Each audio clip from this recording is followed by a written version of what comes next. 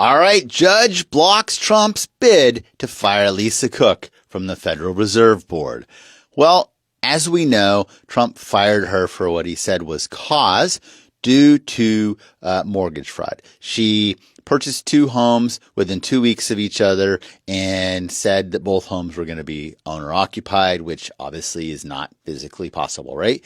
There's also a question of whether there was a third home purchased the same way. So there's a lot going on there. The judge says that the president does not have the authority to fire her. The White House says that they have the authority to fire her for cause. So the question is, we have this body, right? We have the Fed, and they pretty much dictate a lot of economic policy with regards to interest rates, which really, as the rates go, the housing industry goes, right?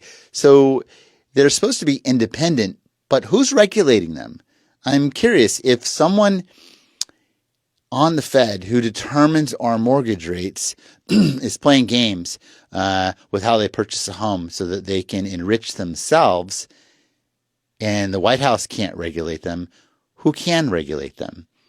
I suspect when this is all said and done and goes through the appeals courts, that the ruling will be overturned and the White House will be given the authority to terminate her for cause, because somebody has to obviously have the authority to rein in a body like the Fed to make sure that they're playing by the same rules that we are all playing by. It's going to be really fascinating to see how this case turns out, because it's super unusual for a Fed governor to be accused of something like mortgage fraud. And it's even more unusual when they don't actually deny the specific charge and they sue to keep their job by saying that the White House doesn't have the authority to terminate them. So stay tuned.